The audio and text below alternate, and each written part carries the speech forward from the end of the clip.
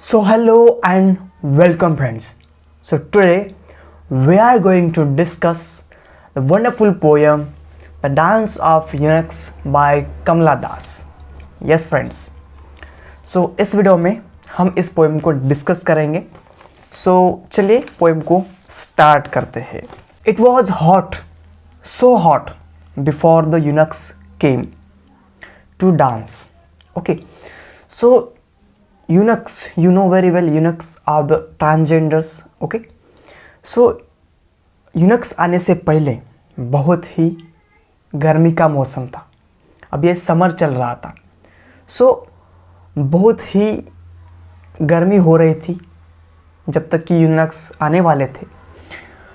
White skirts going round and round.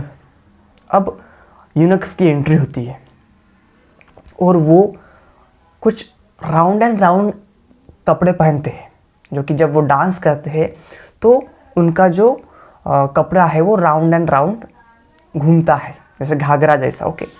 Symbols richly clashing. Cymbals that means मंजीरे जो रहते हैं ना, भजन में वगैरह हम गाते हैं, मंजीरे यूज़ करते हैं. सो वो मंजीरे ज़ोर ज़ोर से वो बजा रहे थे. Richly clashings and anklets jingling jingling jingling. और उनके जो एंकलेट्स है, एंकलेट्स दैट मीन्स पायल, उनके पैर में जो पायल्स है वो भी जिंगलिंग जिंगलिंग जैसा आवाज़ करते हुए आवाज़ कर रहे हैं. बीनीथ द फेरी गुलमोहर. और ये सारा डांस कहाँ हो रहा है? ये सारा यूनक्स का डांस एक गुलमोहर पेड़ के नीचे हो रहा है. With long breads flying. अब वो सारे यूनक्स, सारे जो ट्रांसजेंडर्स डांस कर रहे हैं, गोल गोल घूम रहे हैं. उनका जो स्कर्ट्स है वो भी गोल गोल घूम रहे हैं. और ब्रेड्स दैट मीन्स उनकी चोटियाँ, लॉन्ग ब्रेड्स, जो उनकी बड़ी बड़ी चोटियाँ थी वो भी उनके साथ गोल गोल घूम रही है, उड़ रही है. Dark eyes flashing. और उनकी जो डार्क आइज़ है, जो काजल वगैरह उनके आइज़ को लगाया है, वो उस समर में उस सन की वजह से वहाँ पर चमक रहे हैं. और ये आप ये भी कह सकते हैं कि उनको इतना दर्द हो रहा था, वो सारी चीज़ें गर्मी में डांस कर रहे थे, वो उतने प्रॉब्लम में वो डांस कर रहे थे, तो उनके आँखों से कुछ आंसू भी आ रहे थे, तो इसकी वजह से उनकी आँखें भी चमक रही थी. So the dance and the dance, वो the dance till the bled. और जब तक कि उनके पैर में खून न लग जाए तब तक वो नाच रहे थे, वो नाच रहे थे, बस वो नाच रहे थे. So there were green tattoos on their cheeks. और उनके गालों पर भी हरे कलर के, ग्रीन कलर के टैटूज़ बनाए हुए थे. Jasmines in their hairs. उनके बालों में जैस्मिन के फ्लावर थे. जैस्मिन के जो फ्लावर्स थे, मतलब वो पूरे तरह से सज धज के आए थे डांस करने के लिए, हमें पता है.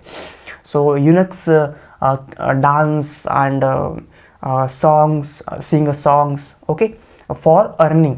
सो अर्निंग के लिए वो गाते हैं, मांगते हैं कुछ पैसे लोगों से, वो डांस करते हैं फॉर लिविंग. ओके, खुद के पेट भरने के लिए वो ये सारी चीज़ें करते हैं.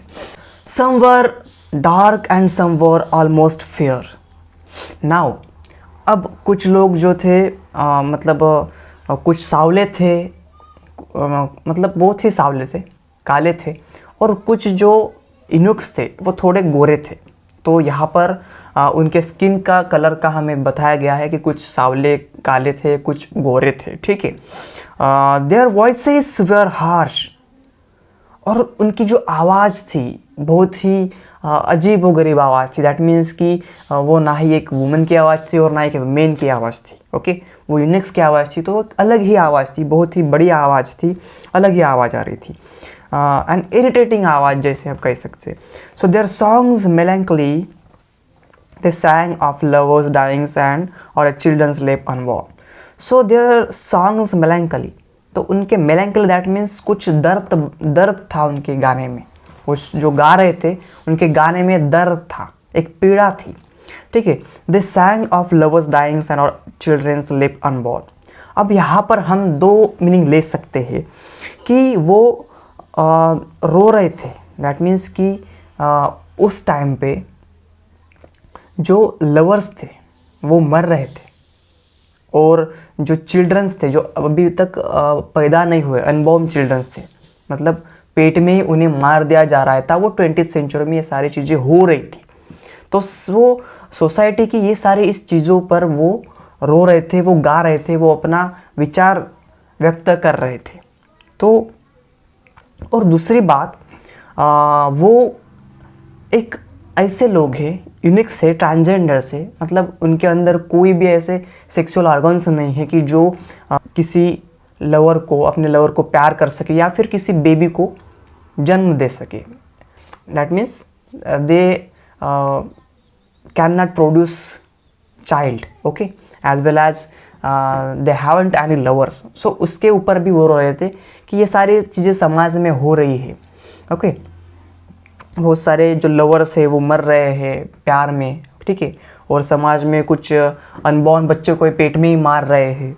तो ये सारी चीज़ें हो रही है, लेकिन ये एक तो दर्द तो है, लेकिन इससे ज़्यादा भी हमें जो दर्द है वो ये है कि हम ये सारी चीज़ें नहीं कर सकते, ये सारी चीज़ें, ठीक है। Then some beats their drums, other beats their sorry breasts, some beats their drums, that means कोई ड्रम बजा रहे थे और कोई सॉरी ब्रेस्ट, ये जो सॉरी ब्रेस्ट कहा है पोएटस ने, मतलब ये ना ही एक किसी वुमन की है और ना एक मेन की है। जो ब्रेस्ट, जो छाती है, पीट रही है, वो किसी मेन की भी नहीं और वुमन की नहीं, एक यूनिक्स की है। तो इसीलिए यहाँ पर उन्हें सॉरी ब्रेस्ट भी कहा गया है। और दूसरा अगर मीनिंग ले तो ये दे can not produce milk also for baby, so that's why यहाँ पर सॉरी ब्रेस्ट कहा गया है।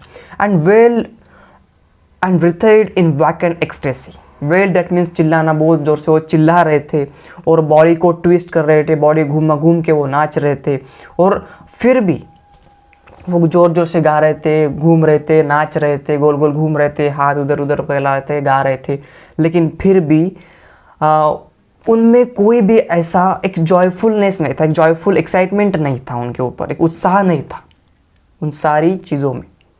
सो वैकेंट एक्सटेसी दैट मीन्स एक उत्साह होना, जॉयफुल एक्साइटमेंट होना, ओके, जो परमानंद हम कहते हैं।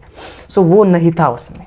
वो सारी चीज़ें तो कर रहे थे, ऐसा लग रहा था कि इन्हें बहुत खुशी हो रही, वो बहुत आनंद में है, लेकिन अंदर ही अंदर ये सारी चीज़ें उनके अंदर नहीं थी, okay. They were thin in limbs and dry, so limbs यानी उनके बॉडी पार्ट, हाथ पर जो थे वो बहुत ही सूखे पड़ चुके थे, like half burn logs from funeral fire. So funeral fire जो अर्धजली लकड़ियाँ होती है चिता में से, उस तरह से उनके हाथ और पैर थे, ओके। ड्राउट एंड रॉटननेस, और वो पूरे तरह से सूखे पड़ चुके थे, उनका शरीर पूरा सूखा हो चुका था क्योंकि बहुत गर्मी हो रही थी, और रॉटननेस एक सड़न थी उनके अंदर, मतलब कि वो दिखा रहे थे, पूरा मेकअप करके आ रहे थे, अच्छे से सज धज के आ रहे थे, डांस कर रहे थे, ऐसा लग रहा था कि बाहर की वो बहुत ही खुश है, लेकिन inside the eunuchs, okay, they have emptiness, okay. So bareness, emptiness, उनके अंदर एम्प्टीनेस था, खोखलापन था उनके अंदर। Where in each of them, okay, even the crows were so silent on trees, even the crow silent. जो क्रो क्या होता है इंडियन सोसाइटी में, crow are the symbols of end, okay, एक डेट का सिंबल होता है, एंडिंग का सिंबल होता है क्रो। तो उस समय वो साइलेंट बैठे हुए थे पेड़ पे, क्यों? क्योंकि उनके पता है था कि ऑलरेडी ये जो यूनिक्स है ये ऑलरेडी जिंदा लाश है, ये मर चुके हैं जिंदा होके भी, क्योंकि इनका जीवन में कोई इंपॉर्टेंस नहीं है, सोसाइटी इन्हें कोई भी इंपॉर्टेंस नहीं देती। सो दैट्स वाई चिल्लाने से क्या अर्थ है, जो क्रो किसी डेथ के ऊपर चिल्लाते हैं किसी डेथ होने पर, लेकिन चिल्लाने से क्या अर्थ है कि ऑलरेडी वो एक जिंदा लाश है। And the childrens wide eyed still, और चिल्ड्रंस भी अपने आँखें फाड़ फाड़ के देख रहे थे, क्योंकि चिल्ड्रंस में भी ये अजीबोगरीब डांस देख रहा था, अजीबोगरीब इंसानों को देख रहा थे, वो ना ही एक वुमन है ना एक वेन है। सो अजीबोगरीब प्राणियों को वो देख रहे थे, तो वो भी अमेज हो रहे थे, सरप्राइज हो रहे थे, सारी चीज़ें देख रहे थे। Still all were watching this poor creatures convulsion. So इन बिचारों जीवों का, ये सारे लोग जो ये पुअर क्रिएचर सारे लोगों को देख रहे थे, सारे डांस देख रहे थे, ओके। द स्काई क्रैकल्ड देन, और सडनली स्काई क्रैकल्ड, गड़गड़ाहट हुई, थंडर्स केम, ओके, गर्जन हुआ, ओके, एंड लाइटिंग, और बिजली भी कड़की, एंड रेन, और हल्की सी रेन हुई, and rain A meager rain that smelled of dust in attics and the urine of lizard and mice. और हल्की सी meager यानी हल्की सी बारिश हुई, बादल गरजे, बिजली कड़की और हल्की सी बारिश हुई।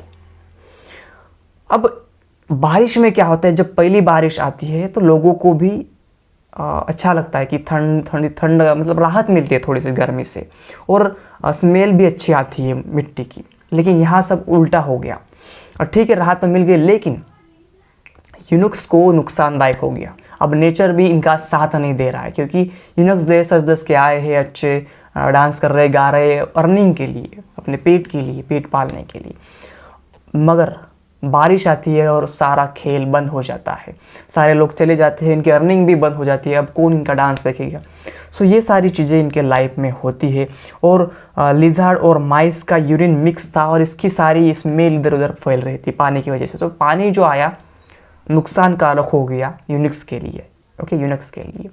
So this is the poem, that means poetess, that is Kamala Das, represent the life of eunuchs, how they face all the problems in the society.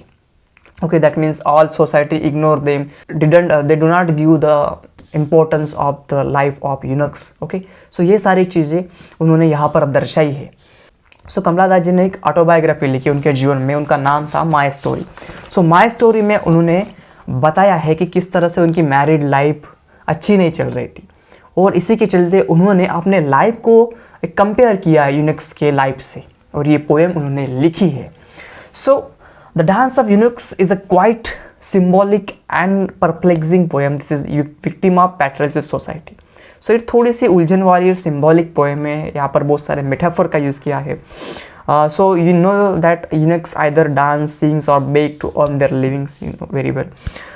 So one word, that word vacant ecstasy reveals the hollowness, that means the emptiness inside the body of the poet's love. It insinuates her sad married life.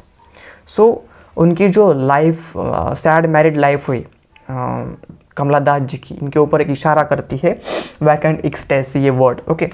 और ये सारा eunuchs की life भी।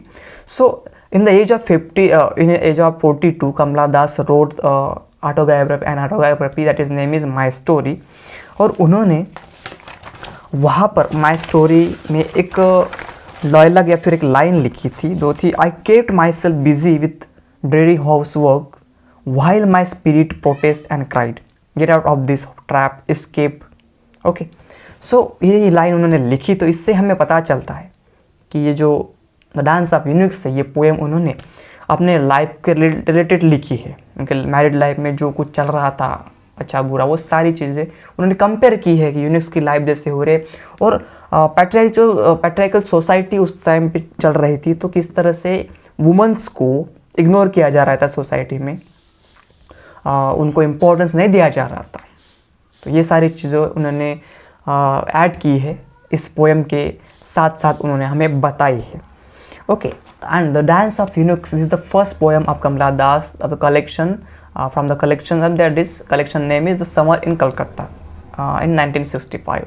So I think you understood very well this poem. Okay, so ऐसे ही poem के साथ हम next video में मिलेंगे, तब तक के लिए thank you so much.